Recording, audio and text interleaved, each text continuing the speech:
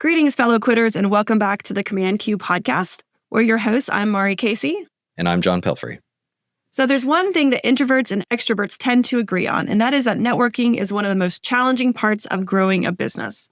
Between the happy hours and the virtual coffees and the industry events, the pressure to be in the right place at the right time can really take a toll. So today we're diving into what it means to be memorable in a good way. So let's get started. John, how many drinks did you have at your last happy hour? So the last happy hour I went to was at the Frontier, and it was a talk about color and how you use color for not just in branding and marketing, but kind of in the world, how color exists in the world. And so they brought in people that work on coloring textiles that were from NC State. And then they had other people who talked about color in a branding and marketing and advertising, psychology sort of way. Blue means this and red means that and whatever. And in that one, I'd already kind of stopped drinking. So I didn't have any. I gave my tickets away. But it was still fun. I still ended up talking to some people around me. Yeah, so I didn't have that many drinks. But that's actually a great way to network is pass out your drink tickets, is make some friends right away. That was actually a little trick that I figured out. I realized that if I walked over to a table and I was like, "Hey guys, anybody want the drink tickets?" And they'd be like, "Oh, great!" And then and then you could just join in the conversation. So yeah, it does take a little bit. I have definitely been to networking events where I've had a couple of drinks. I think, and we'll talk about this a little bit later, but the importance of going with a partner to a networking event really helps. At least it helps me, because otherwise I feel like if I'm there by myself, I feel sort of like a wallflower and I don't know anyone, and I'm trying to sneak into somebody else's conversation or "Hey, what's up? You don't know me at all. And this is weird." Whereas if you have a friend or two that you're going with, it's much more likely that you'll run into other people that they know or people that you know, and then you can introduce, and then it feels a lot more. The shared awkwardness that kind of disperses amongst a larger crowd. Yeah. And the more people that are going, and if you're there together, worst case scenario, you don't meet anybody new and you just catch up with those people. But best case scenario, they see other people and you can take advantage of your networks and the networking effect to grow your network that night. I've been most successful when that's the case, when I know that there are people there that I know, or I've intentionally gone with people and I figured that we would all find other people. I've not been very successful when it's been just me. That's really, really hard. Very scary. Yeah. Why? It's interesting because with networking, there's this general disdain around networking. It's like saying taxes. It's just kind of has that same feel about it. And my theory around that is networking, the number one fear is public speaking, right? Networking is kind of like fractional public speaking in a way. It's got that level of awkwardness in a group. But what are some of the reasons you think that people just have that despise of networking? You're putting yourself out there. It's very difficult to meet new people without any context around meeting them, right? You're all there to be at this event where you're going to talk about whatever topic you're going to talk about. But it's really very difficult to just walk up to a person and say, "Hi, my name's John, and I want to talk to you about the color red," or whatever it is. It's strange. It's the same thing as being at a bar where you're all by yourself and you see somebody that you want to talk to on the other side of the bar. It's how do you move over to the other side of the bar and then start that conversation? It can be very difficult unless you're an extrovert. I don't know where I'm going with this, honestly. It's you're at a networking event right now. It's really hard. Well, and you're afraid of the conversation dying, right? You're afraid of the conversation dying. You're afraid of saying the wrong thing, or there's so many. Yeah, the worst part is the awkward walk away where you're and I guess we're done here. You just, what do you do? Or you get stuck in the corner with the guy who the person who never stops talking, and you're just I'm trapped and I just have to go to the bathroom. Oh, there's that one too. Yeah. And that one's tough. Sometimes for us, when people find out what we do, connect people to jobs and freelance or whatever, the minute that they find that out, then you are running the risk of getting cornered by somebody who really needs work. Yes. And as much as I want to help everybody in the world, the best I can really do at that point is take your name, give you access to our website, and say, you can start to go through the process, but I can't find you a job right now. And that does make it kind of difficult. And it's hard to get out of those conversations in a sort of an elegant way. So that's the other thing too, is whatever it is, if you're a person that other people seek out at these networking events, that can be difficult in that way. And you have a lot more experience with that than I do. What is that like for you? It can be a little overwhelming because sometimes, I mean, we live in this virtual world in general. All of us students, a lot of times we don't see people face to face. We're not working in the same office a lot. So sometimes when I see somebody for the first time in person, I'm seeing them for the first time in person. And I might have been working with them for a year or two, but only really know them by either a Google call or their tiny LinkedIn circle. And sometimes people don't have, their current picture on their LinkedIn circle. Right. And so that can be really hard because they're like, hey, Maari. And I'm like, you.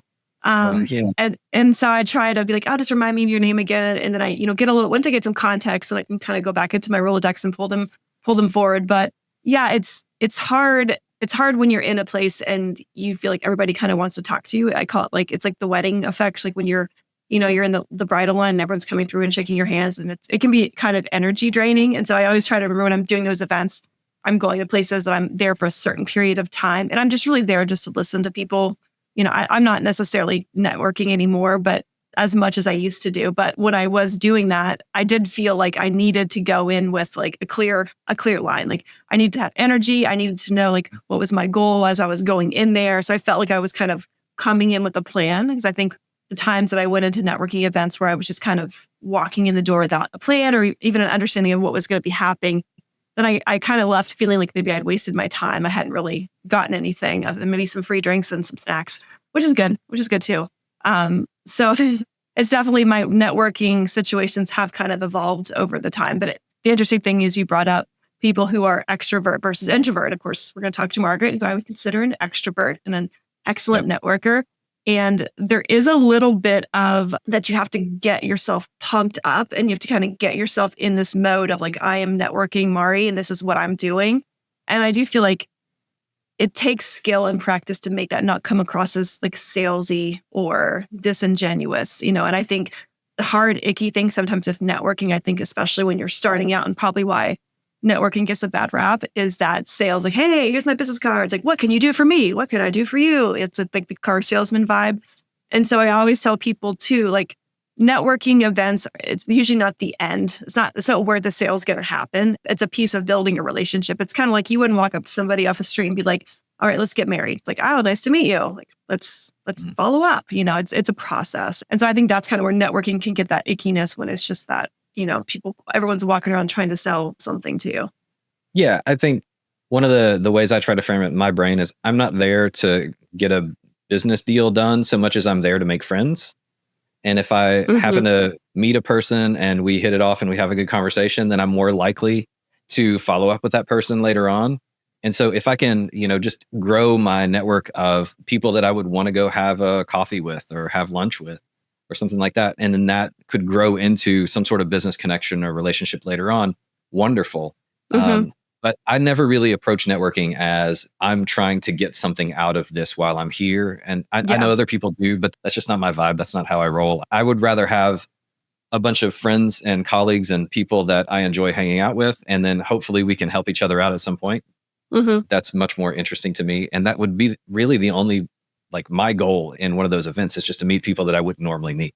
And so I don't put that pressure on myself to go like, I am here because I need to meet the CEO of that company over there because we need to land a gig with them. And then I'm going to, like, if I did that, I would be frozen, solid. Like, that's just not, but I might try to go meet that person and talk to them and just see what's going on and who they are. But I've definitely been in those, what was that thing that was in the Triangle a few years ago? The something circus. It was like a job fair. It was like a reverse job fair thing. Yeah. And that thing was really tough. I did it a couple times. I felt bad for all the people that were there looking for jobs. And I felt bad for all the people that were trying to place people for jobs. It was really, really hard, but it was also very like forced speed dating talking. And so there was something sort of good about it, but then something kind of fun. Yeah. Yeah. But it was also a lot. Like, I felt bad, like I said, for all the people that were trying to find candidates and things. I can't imagine. Must have been a blur. So networking events can also, like, the vibe of the networking event can be a lot of it too. That's true. It can be. I mean, I think with environments where there's a lot of people trying to make connections, especially like that's the design of it. What I try to do when I walk in there is learn somebody's name and, follow the name association, like Betty with brown hair, or a blue shirt, like all those silly things you learn when you're growing up. Because it is hard to remember faces and names. If you can have some kind of either memory cue, or if you can get a card or something and make a note, like that's really key. And then I try to remember something personal about them that we can share a connection. Like, oh, you have kids, or you like, NC State basketball or whatever. And then that way, if I can follow up later, I can bring up the personal thing first, or I can share it, and it's like, you much rather would be networking and connecting to humans than you would be connecting to like a business entity or a LinkedIn profile. And so I think, especially when those events are very connection focused, if it's a job fair or if it's, something industry specific, trying to find that one-to-one human connection, it also kind of disarms the situation. If you're like, oh yeah, I saw you went to NC State, like that's awesome, I love their basketball team. Like that person can relax because they know they're not like going to be, quizzed on their AI technology, skills and background. It's like, okay, I can address you as a human and not a resume. So that's always really helpful. And it also makes it easier for you to have conversation because you're like coming from a natural place. Yeah, absolutely. Absolutely. So one of the parts of these things too is that in some ways you're meeting people new, whether you've been introduced to them or you're meeting them cold or whatever. And we all sort of have this expectation that we should have an elevator pitch or some sort of like, I'm John, this is who I am. And here's my You don't have one? You got to work on one for you. I mean, I do. I say I'm John. I'm the director of operations for On Company. And, we connect freelancers with jobs in the marketing, advertising, creative services space. Bam. That's what I say. So I have one. But my question is like, a lot of people might not have one, or they might not know how to sum it up. I don't go into, anything. If it's business networking, I keep it to business sort of things. I don't talk about my kid or my, or my wife or my tennis or my obsessions with that. We might talk about that later, but usually people have an elevator pitch of some sort, like summing it up thing. I guess my question to you is, as a person who gets pitched by freelancers a lot, what would you like to hear out of their like, hi, I'm John, and what do you want to hear from me? Yeah, I think just what you said is good. It's like a basic idea of who you are, what you do, who you do it for. And I think it's also interesting for people to add like what they're most excited about, like what they're doing. So it's like, I'm Maari, I'm CEO of On Company. We connect freelancers to companies, project-based freelance full-time contract. I'm really excited to see how the future of work is like reshaping businesses and making them more scalable and better preserving, staff health, something like that. So then it's like, okay, well, you're kind of like throwing a connection, like throwing the ball to the person with something interesting that they can be like, oh, I never thought about the future of work. That's really cool. And yeah, staffing, it can be really destructive to families or whatever. So I do feel like adding something on the end that's like, this is why I'm excited and why what I do is I think differently about, it kind of starts a conversation as opposed to just like, your resume pitch. I like that. I haven't thought about that. So now I got to think about what add the little extra. I'm really interested in. And then, and I guess that topic could change, but that might be part of what you prep before you go to the networking event too. You might say like, I'm really interested in hearing about this topic tonight, or a portion of that topic, or I'm interested in listening to this speaker because I've seen them before, or whatever. It could throw, it doesn't have to be the same pitch every time, I guess. So you have your like sort of canned, I'm John and this is who I am. And this is a little bit of what I do. And then you have to like, I'm really stoked to listen to the person talk about how you get colors onto textiles tonight, because that's something I don't understand. It was a lot of fun, that networking event. It was cool. It was a while ago. I need to get out more. All right. So we are going to talk to Margaret McNab in just a little bit here. We both have a pretty long history relationship with Margaret. I've known her for I don't know how long now. We'll say more than a decade, because it's definitely more than a decade. And she's actually responsible, speaking of networking, she is responsible for me getting my last 2 jobs through connections she has made. That's how we met. Yep. And that's how I got the job before that. Both of those came as recommendations from Margaret. So I can speak firsthand to her ability to be a good networker and a good connector, and to find people and be like, you need to meet this person and this person. And then you guys will, because obviously it worked out for us. We've been working together now for like 8.5 years. I have a great amount of respect and appreciation for her and what she does. And she is probably one of the best networking people or networkers that I've ever met. It's just natural. It is. She's just like the Yoda of networking. And I'm excited to talk through some of the things that she's seen people do correctly and incorrectly. I'm sure she's got some great stories. I know she does, because I've heard them. And then just, here are some better ways that we can just become stronger networkers. Absolutely. Yep. So just a little background on Margaret. She is a strategic advisor for her own company, McNab and Co. And she's got, again, many years experience, not just networking in general, but also working with the freelance community. She's founded and helped to run all kinds of different freelance networking events all over the place for quite a while now. And yeah, so she's going to talk to us a little bit about how to use our networking energy wisely and how to choose the best opportunities, which is going to be really exciting and interesting. Also, how to behave like a human. We're going to talk about being a person and a human to make connections and not just like that transactional piece of like, I need to get this thing done tonight or it's a failure for me. And then also the last piece, how to follow up after you've made these connections. And I think that's going to be really helpful and exciting for me because that is, again, that second step of awkwardness is like, it's hard to meet somebody. And then it's also like a day later, 2 days later, it's like, when do you call the girl after you met her? It's like, do I email immediately the next day? Like, how does that work? And what should I say? And then it goes from there. It's like, who pays for lunch? And then, all this, it is kind of, it can be awkward, but I guess the more you do it, the easier it is. So with that said, let's welcome Margaret McNab. When I think about, digging deep and courage and that part of you that's in the back of your head, like what could go terribly wrong here or, all the reasons not to show up for something, I have to share the one time that things went terribly wrong for me. And this is like, I've met in networking like thousands of people, right? Easily thousands from all the events and producing networking events and stuff. So I got an introduction to this woman who was like part of a coding school or something like that. And so we were going to meet up in the kind of office space that I was working in. And so I was transitioning from one conversation to her. I spotted her and I assumed, I was like, okay, this is my person. So I'm wrapping up this conversation and a little bit of context. I'm wearing a really loud outfit that day, wearing this, I'm from Montana. So I'm wearing this like, Western shirt that is, got like horses, it's this button up number and feeling pretty good about that. So I wrap up this one conversation like blah, blah, blah. And then I turn and to shake her hand.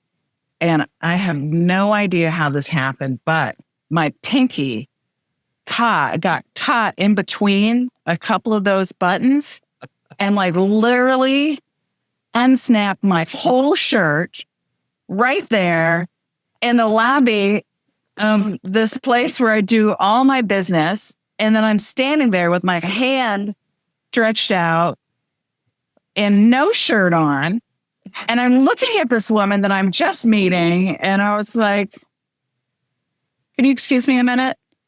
And then I went, hustled out to the bathroom, about died, buttoned my shirt back up, and then hustled back out there and had a really hard time. Yeah. Focusing on that conversation and connection. Let me tell you what, I think that, that was a tough one. And afterwards, I did write her a LinkedIn message. It's like, it was so nice to meet you. And then at that point, I flashed you. Yeah, exactly. Like, sorry about the flashing. And then years later, I ran into her again and I was looking at her. I was like, oh my God, is that her? And I just couldn't, I was like, oh man, I don't even want to mention this. And we're like, I don't. Anyway, so then when I went to our LinkedIn, I saw that it sure enough was her. And she was just like kind enough to not be like, well, the last time we saw a whole lot more of you last time. Oh my God. But so that's all to say, guys. Yeah, things can go terribly, terribly wrong. Wow. Once in thousands of connections, the worst thing possibly happened. But with those kind of odds, probably not going to happen to you. Unlikely to happen to anybody else. Wow. Yeah. True wardrobe malfunction there. That, puts Janet Jackson to shame. I loved that shirt too. And it's just hanging in my closet ever since, hanging with shame. You've never worn it again? Oh, think I Margaret, have. bring it I don't think out. You should have so. worn it to I the know. podcast. You should have worn I it. know. I should have. I should have. I would just. I don't know. I can't trust myself to shake another hand in that shirt. I can understand. Anyways, that. Yeah. yeah. No Oh. snaps for me. Yeah. I'm done with snaps. What's your go-to strategy to get people to mingle and loosen up at events? I'm looking for people that look a little bit lost, and those are my favorite people to look for and just help them, kind of put them with somebody else. I don't mind being the person who awkwardly is just like, you, whatever your deals are, go start talking, because I think that it is kind of abrupt for people in a way. But it's helpful. That's the kind of, just a little bit of a prompt. All you need is just some way to start a conversation with somebody. It may not be a conversation that lasts forever, but sometimes, one thing can lead to the next. So the thing that I would shamelessly encourage is if you have had the courage to show up at a networking event by yourself, more power to you.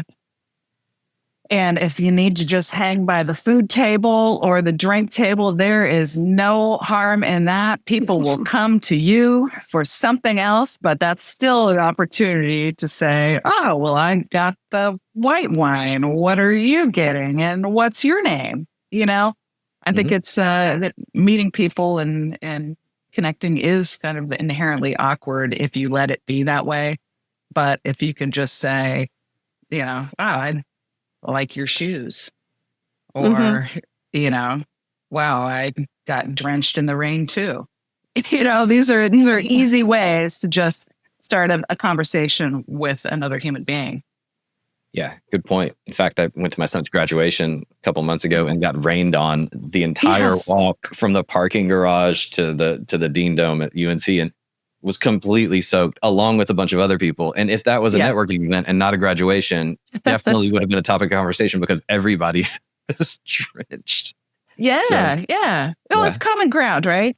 Yeah. That's kind of that's the most important thing to find is common ground. And sometimes the common ground you have with a perfect stranger is we're in this room together. We were just outside walking in the rain together, and take it from there. It's funny too, because I tend to approach the awkwardness too. It's like, I don't like awkward. No one likes awkwardness. So my mode is just like plow through it aggressively. Hey, this is weird, right? As opposed to like slowly waiting through the awkwardness for 5 minutes. Some people do that. And then to me, that just increases the pain of the awkwardness. I would just be like, hey, I'm new here. What's up? Like that, just plow through it aggressively. Or this is very awkward. Like we talked about this too, that it's like, almost stating what is happening. Like, this is really weird. Why is it so freezing in here? Like something that everyone is saying in their head, and just common making ground. That your common ground. Yeah, I think that's a great point. Yeah, or just you can tell other people like, man, I'm uncomfortable. I was thinking about this podcast and just about how we all met, and particularly you, John, way back 15 years ago when you had an art gallery. Yeah. And I had just moved here from Portland, Oregon. And I was like, oh man, where are the creative people? Where are the artists and musicians? Like, that's what I know. I did music PR. So that was, creative people that was my community. And I was like, oh man, I got to go out and meet people. I remember being like, okay, I'm going to go to this art gallery and I got to present myself well. And so I remember being in the parking lot of Golden Belt, and I changed into a new shirt because I was like, I got to go. I got to go. I am just going to go and make an impression. And I went in there, and you and Kelly and I think Allison were all sitting on the couch. And I was like, oh man, this is my big chance. Like, this is my big shot. I got to meet these people. And I was so nervous. And I think I awkwardly walked around the gallery for a minute. And then one of you guys said, like, hello, what are you, can we help you? Or what are you doing? And then I, took that. Yeah, exactly. What are you doing? I was like, I don't know. I'm right here to meet you people. That's hilarious. And, yeah. And that was so cool. We were intimidating to Margaret. That's bizarre. Yeah. I don't Oh think yeah. Yeah. I mean, it was intimidating just being in a new place. And with the intimidation factor is just like, oh man, this is the moment. I've got to make something happen. You put all this pressure on yourself, but then it's like you're saying, where you just got to push through and have that courage to do something that's uncomfortable and say hello to somebody that you're going to know for 15 years, because networking it's a long play, Yeah. it's a long play.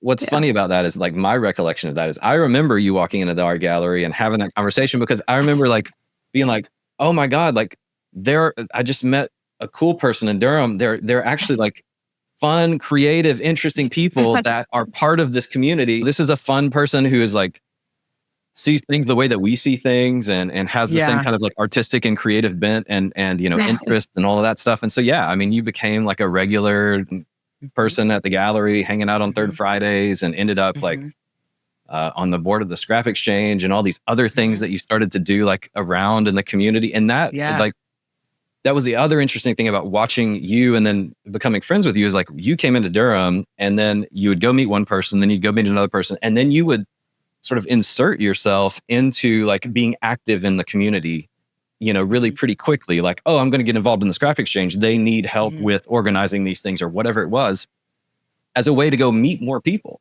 I guess. Yeah. But I was like, your network went from like nothing to a bunch of people in town within like 6 months. Because you're willing to put yourself out there and go do that. Yeah. Well, I had to too. Because for me, it really was like, what's the alternative? I need to know people and I need some work. Like that was, when I moved out here, I was like, oh man, see you later, Portland. I'm going to the land of opportunity. And then, 2009, I had done zero research. Yeah. Sight unseen. And like the whole economy was collapsing. And I kind of thought, in my youth, I thought that was a Portland problem. I figured that out pretty quickly and was like, oh no, okay, well, plan B, better figure out how to meet some people and find work, because there were no jobs. Yeah, none. Back then it was really, really tough. Yeah. And it was the same thing for us. We had to build a network, and we had to, I tell people all the time, like we owned an art gallery, but really we were just professional party planners. That's all we did, was we would throw a party once or twice a week and try to get a couple hundred people to show up. And through that, you meet a bunch of people too. But yeah, that was a lot of it. We spent a lot of time, energy, and effort, like organizing just ways, because, there was no foot traffic, just organizing ways to get people to come into the space. And then of course, if anyone walked into the space, my perception of that was like, oh, I need to meet you and have a conversation that you will remember, so that you will tell your friends and come back to us and bring more people next time. Which really is just about like getting to know somebody, just asking some simple questions, how are you? Where are you from? What are you looking for? Just anything to keep the conversation going. So for me, a lot of that in the gallery time was about just, how can I keep this conversation going as long as possible, so that they're like, oh, that was a lot of fun. I really enjoyed that. It's just about asking questions, I think. So question that we have here is sort of a little bit about this, but I want to dig in a little bit deeper about, how do you put yourself in the right situations to make the connections that you want? So like, let's say you move to town, or you have a goal of getting a job or working in a certain, industry or career or whatever. How do you put yourself in a position to go like, my goal is to work in this field, doing this type of work. What are the steps that I take there? Is it volunteering? Is it begging people to go have coffee with you? Like, what do you think? What do you think about that? I think it's a combination of all those things. I think, you've got to stay open and try different things. Some of it, you might go to a cheesy networking event that you're like, wow, that was not what I thought it was going to be, or not who I thought was going to be there. But even if there's only 10 people in the room, sometimes one of those people will be the person that you connect or follow up with. I think you have to be open and put yourself in different places. For me, I go back to places where I feel comfortable and where I know that I can connect with people, like the Durham Hotel and coffee shop. I go there regularly. That's kind of my spot. And I see people, I run into people. So kind of, when I think about like putting yourself into situations, like putting yourself in places where, you'll run into people again, like for some people, it's a coffee shop, it's the co-working space where you go regularly enough that you keep running into people and things get easier, or you go to the same networking event a few times. And the first time, nobody. And the third time, I got, 4 or 5 people that I'm looking forward to seeing. They may not, I think if you go into a space and you're like, I want to meet somebody who will hire me for a design job, like that's not necessarily the goal, because it is maybe meeting somebody in that room who can make an introduction to somebody else who can help you with that. It's not always a 1-for-1 kind of situation, Lately, I've been saying more and more like, let people surprise you, that sometimes I think you guys have heard my rant, and now your audience will too, about why I don't like name tags.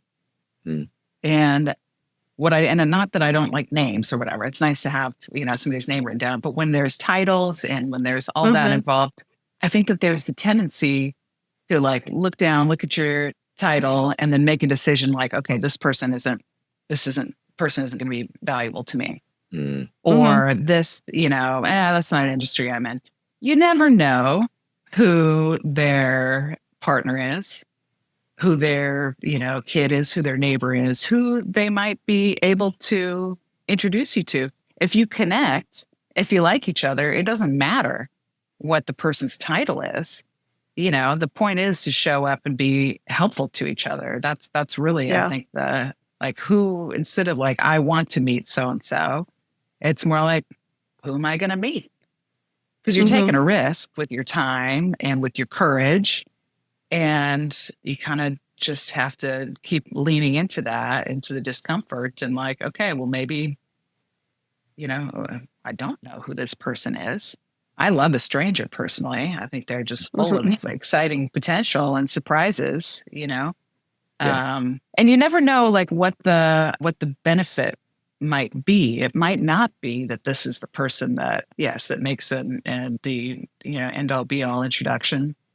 It could be that moment that you have with them, you learn something that you take with you always, and you never see that person again. Like, for example, when I first started working in the life sciences, that put me in a totally different room than, musicians and artists and technologists and, all the other folks that I had been working with before. But then suddenly I find myself in a totally different room, totally different types of people. I'm like, I got it. There's scientists. Okay. My sister's a scientist, and that's like, boy, she's not here right now. So I remember this one event, VIP event, and I was just, having another one of those moments of like, oh no, how am I going to make a friend in here? What am I doing in here? So I take my own advice and I walk over to the drink table and I stand there and look like I know anything about wine, which I don't. And then eventually somebody came and was also ordering wine. And we ended up striking it up, and I shared like, wow, I'm new to this industry and I'm new to this room, and what's your deal? I'm sure we were wearing name tags, but he explained to me in that moment what I learned a lot about the life sciences, especially life science entrepreneurship, and what is different about life science startups and biotech startups than any other kind of startup. And it was just this really fascinating conversation that was so helpful to me. And that man was the CEO of one of the most successful life science startups in the area. And I think there's no further, I think that, he maybe spoke on a panel that I organized or something like that later on. But in that moment, the value that came from that was like, I got this amazing orientation to not just that room, but a whole industry.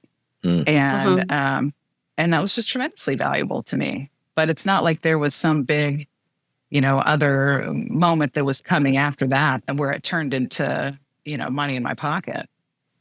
I do feel like there's a bunch of different types of networking too. And it's like, you're That's going right. to some, or sometimes you're just going, it's like, I'm purely practicing. Like I'm practicing being Yes. uncomfortable. Yes. I'm practicing Showing up. having Yes. conversations. This could be, it's a networking event for, I don't know, like ballet, who knows, whatever. And it's like not my industry, but I'm just going to be here and I'm going to try. And I think that's like really valuable to do. And then it's interesting. And I think you do this really well. And this is something I think you get better at the more you attend these events. But I think one of the missteps I see is people talk first and they talk too much. They just come out and it's like, wow. Versus like when you're new to a room, receiving and letting them talk. Because my grandfather used to always say, know people's names and ask them questions because people love to talk about themselves. They love to share.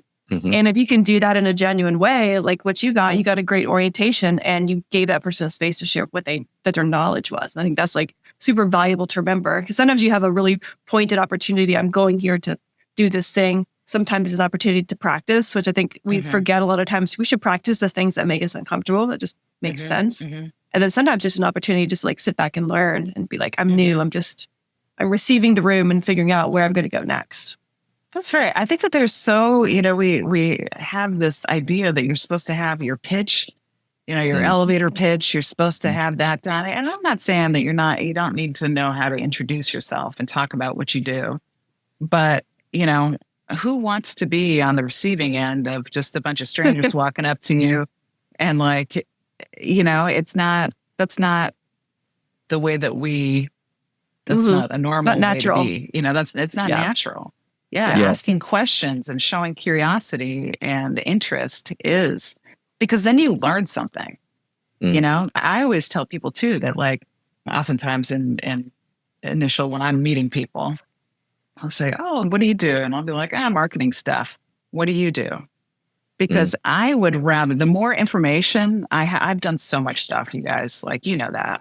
I've done so much bonker stuff. I've worked with so many different types of people that it is better for me to know a little bit about you so that I can tailor my answer about who are you, Margaret McNab, because just left to my own devices, I could just totally miss the mark when with a little bit more information about you, we may have some like totally direct, obvious connection, that just gets so missed if I'm focused on telling you what I want you to hear.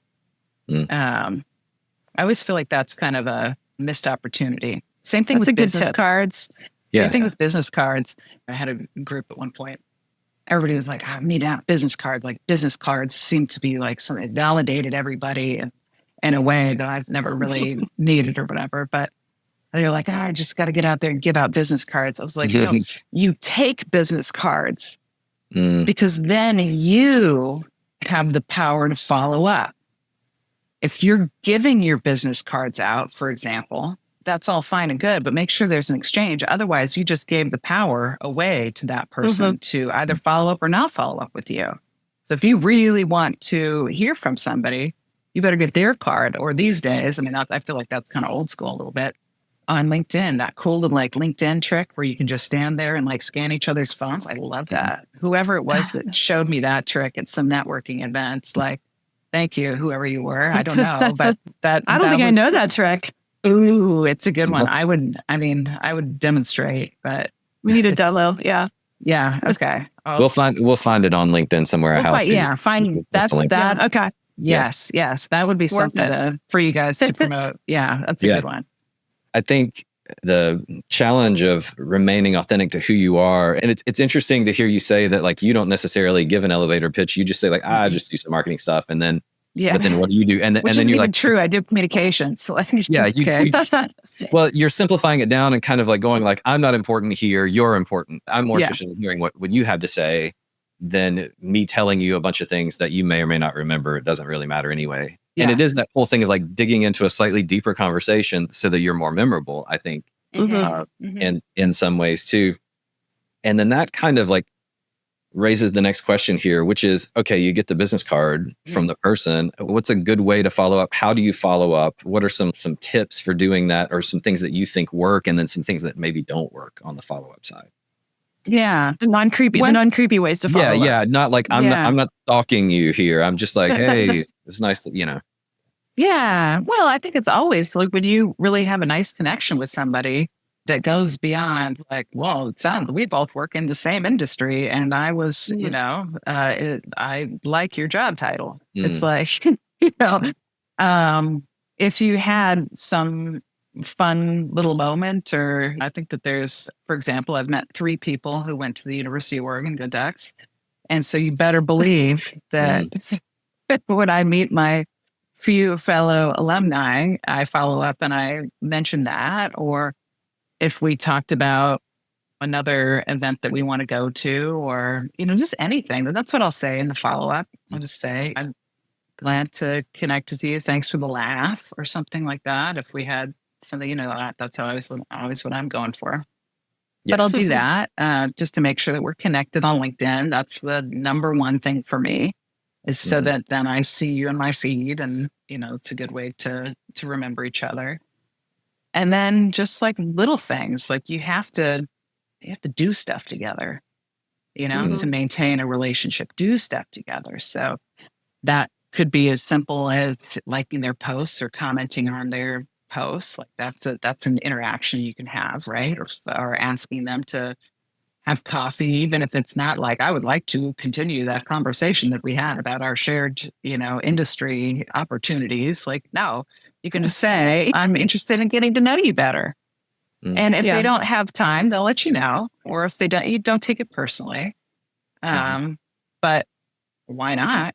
Because then that's when you really have an opportunity to get to know someone. There's people that I met at a networking event, had coffee with once, and we've forever been connected on LinkedIn. And I love seeing what they're up to. And that was kind of, that's it. Then you get to be a supportive person in their life, or you maybe make an introduction, or they make an introduction for you, and you see where that goes. And it's just, you never know where things can go. Other examples of do stuff together, do a podcast together, or throw a party together. We've all thrown parties together over the years. That was Maari, an company holiday party. That was like one of the first. It's going to come back. It's got to come back this year. Yeah, exactly. I mean, of course, and I'll be there. And that's it. Like going to events together, seeing each other and stuff. That exposure builds a relationship that doesn't have to be exactly about work all the time. Sometimes it's just staying in touch. There's funny, I twice was introduced to people like, oh, there's this is a person that you should meet, and for whatever reason, I sit down and I'm like, gosh, this is so familiar. What is that? How do we know each other? And this is with 2 different people. They're both my neighbors. Oh my gosh. Like, wait, you live across the street. We were just standing in the driveway talking about the power being out. And now it's just like, whoa, weird. And, so you have some crossroads there. And that happened with another person who was just up the street. And then also board work. You mentioned that earlier, John, that opportunities to volunteer, to be in a room and make decisions together and experience how you work.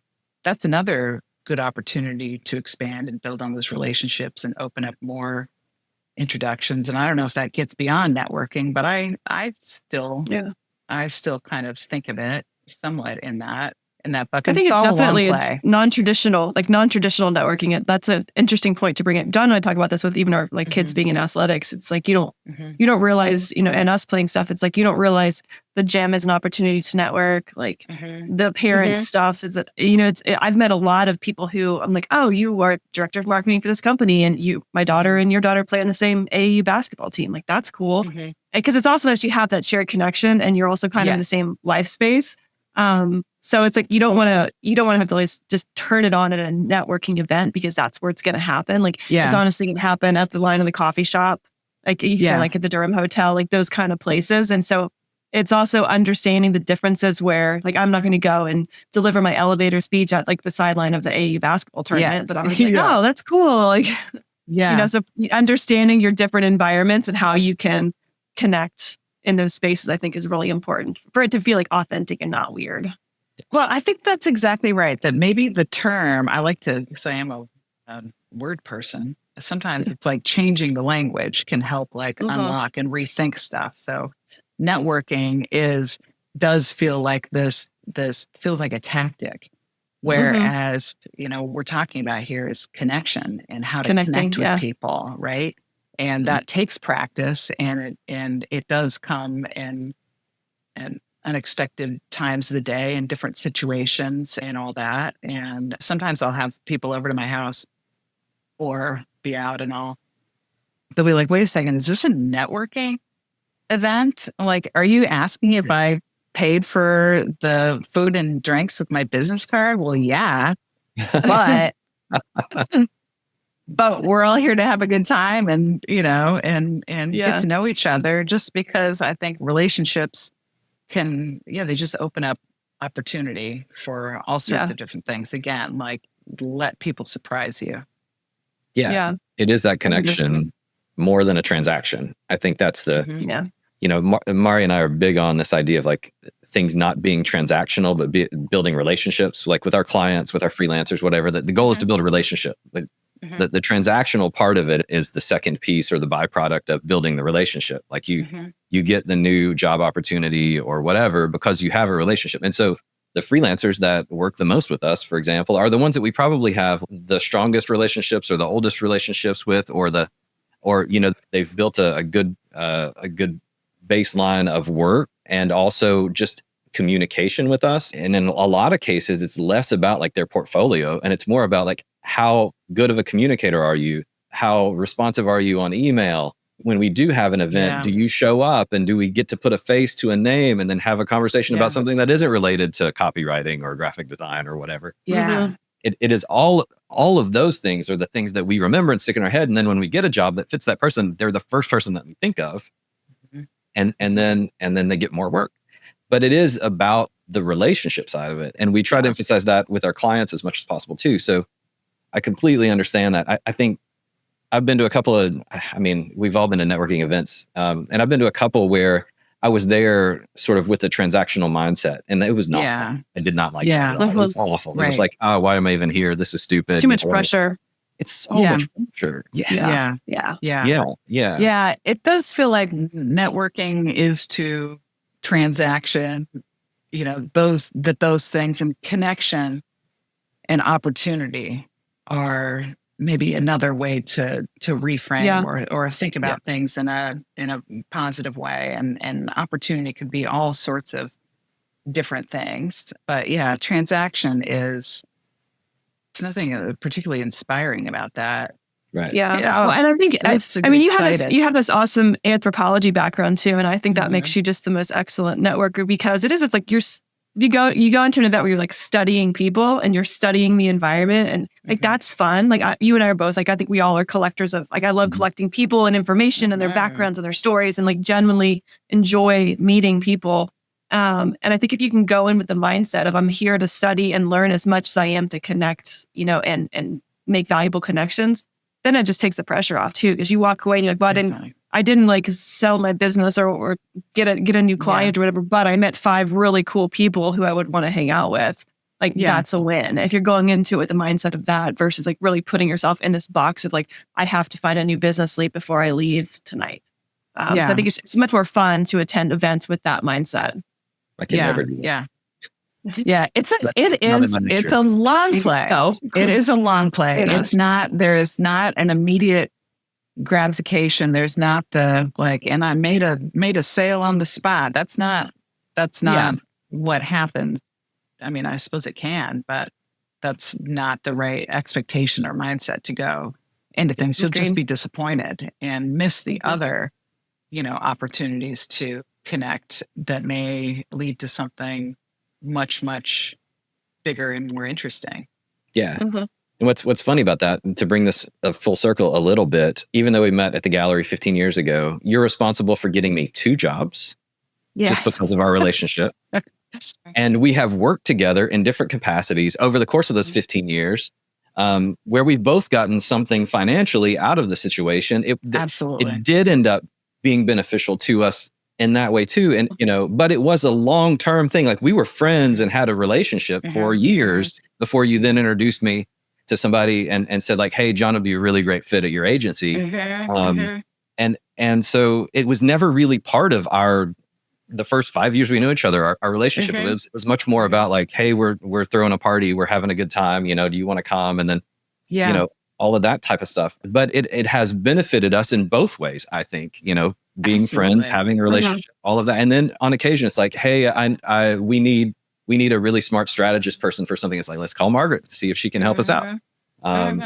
Yeah, I love it. I was trying to remember how we would have initially met, Maari, and I wonder. I wonder if it was like the very first night that I was in Durham. So my partner worked at McKinney with Maari, and I think it was like Talia's birthday party at Tyler's, and that's where I met a whole bunch of people. But like literally the very first day that I officially lived in Durham, and was just like, oh man, how's this gonna be? What did I do? And we were like all the agency, all the advertising agency folks roll in. I was like, but I suspect that it was Ben or, very, very close to that. And that was probably not their networking, where I was probably just like, oh man, where are my friends at? Who am I, that is my suspicion, is that it was very, very, very early days or weeks. So pretty cool. Pretty cool. Yeah. That is pretty wild also to think then that you met Maari and you met me within the same very short period of time. But then Maari and I didn't meet each other for another, 8 years? 10 years. Yeah. For a while. 10 years. Yeah. Which is kind of funny too. That sort of shows you like how networking works in its own way. Definitely. Because you were definitely the connection there that you were like, hey, you need to meet Maari and all of that. But yeah, it's funny how even those types of things, those relationships build. And then over time you make connections with people. And it's like when they need to meet, when Maari and John need to meet, then there's an opportunity there for you or someone else to make that connection to have it happen.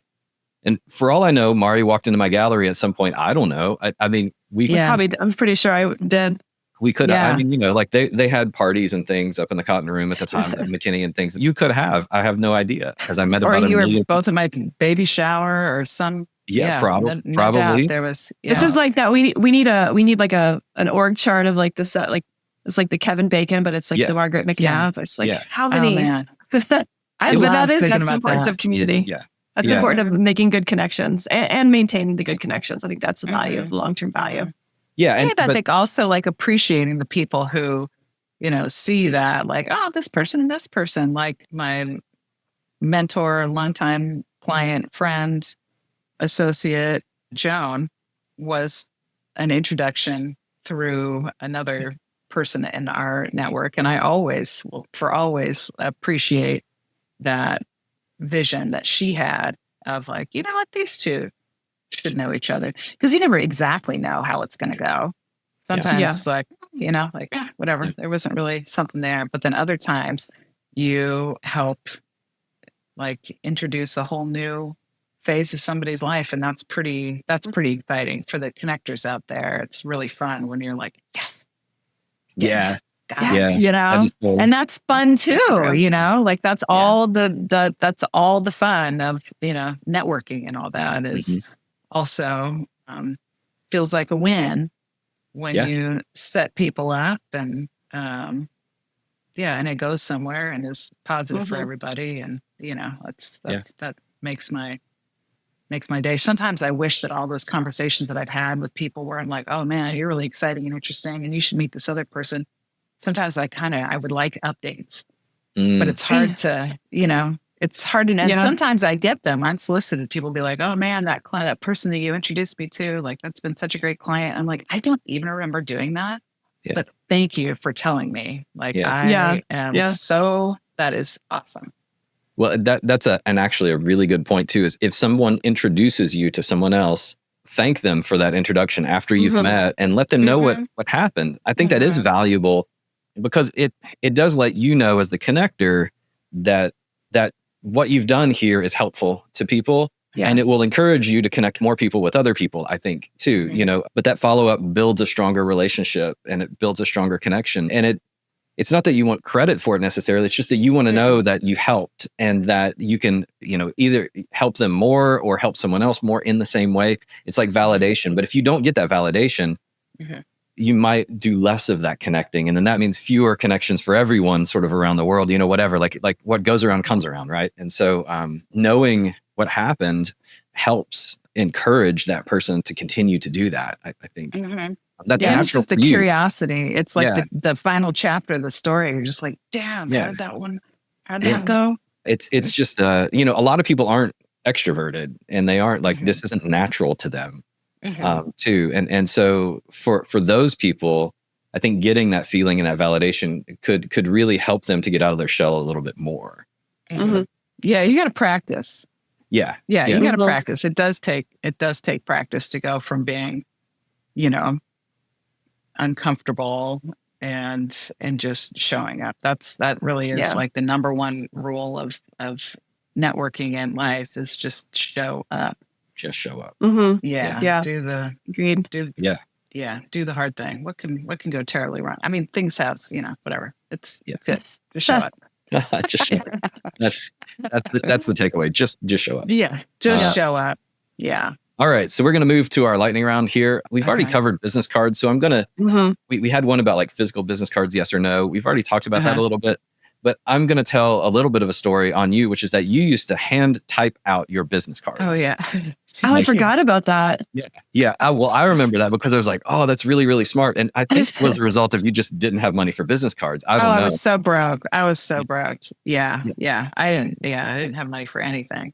Yeah. I was like, that's so Portland. That's so like, Pacific but you had Northwest like a manual typewriter and you typed them out and it was so great. That was very memorable for me. And it was something that helped you to stand out.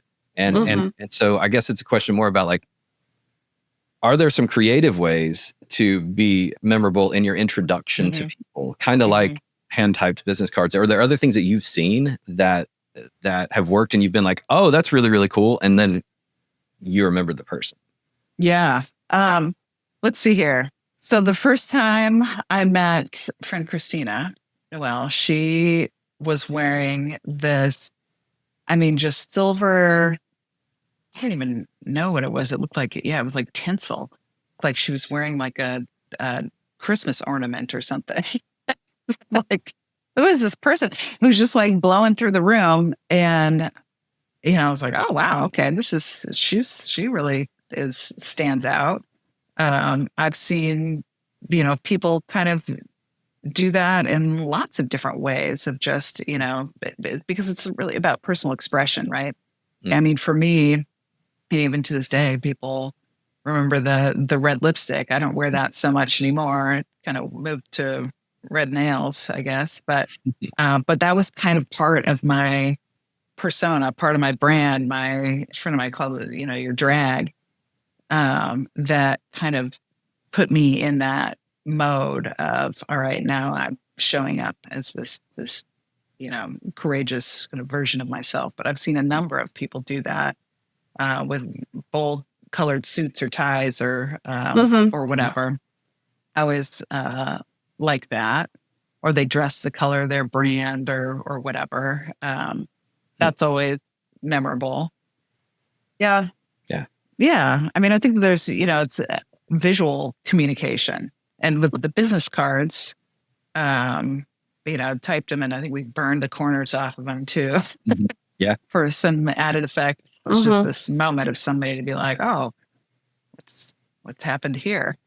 Yeah. Right. I don't even know if you had a job description or title. And I think it just was like your name and a number or an email address. Basically. Super simple. But then that left the mystery of like, we're just making a connection here. We're not, it's not like I'm Margaret PR, PR person. Exactly. Yeah. I am Margaret who's just figuring it out. And it takes a while to type on a typewriter. Yeah. I was like, damn, we can't just like be turning these out super fast. Each one of them takes forever. Yeah. When you hand them out, you got to really mean it. Yeah. Yeah. For sure. Yeah. For sure. All right. Yeah. Next question. If you get to an event, a networking event or something, and you realize it's not for you, or it's not a good use of your time, what is your exit strategy? I think it's okay to just walk around and if there's a panel discussion that's like totally unrelated to anything that I do, for example, something that I have no idea about and is completely unrelated to anything, I'll probably just leave. Yeah. It's okay. It's Yeah. okay. Yeah. The old Irish goodbye, just slip out the back door. Yeah. Yeah. Yeah. And I might, I'd thank the person who put on the event. That's always people who create spaces for people to connect are always, it's always good to say hi and thank you to them. But yeah, you don't have to stay somewhere just because it's kind of a swing and a miss. Yeah. Yeah. Yeah. It's Yeah. okay. Cool. Margaret, thanks so much for coming on today. It was great to catch up. It was good to see you again. And, the stories are a lot of fun. And it's good to glad you reminisce shared that. and talk about, how we all met each other and everything like that. Yeah. But yeah, thanks so much. Thanks for being my connections. Yeah. Thanks for all the ways that you have brightened my life and professionally and personally and all that. I appreciate it. All right, cool. Well, we'll see you soon. Bye. Thank you. Bye. Well, thanks so much to Margaret for joining us today to talk about how to get better at networking, how to quit being bad at networking, and how to improve and learn a little bit more about how to get comfortable just when we're around people in those types of situations. And then maybe also to have some goals and some plans on what we want to get out of the networking experience. And then the follow-up piece I thought was really, really helpful and important. So thank you so much to Margaret for taking the time to be with us today. And if you enjoy the content and enjoy what you're listening to now, you can always follow us on Apple Podcasts and Spotify Podcasts. We also have a YouTube channel, Command Q. And other than that, thank you so much for your time and listening. And until next time, I'm John. And I'm Maari. And we're reminding you that quitters can win and winners can quit.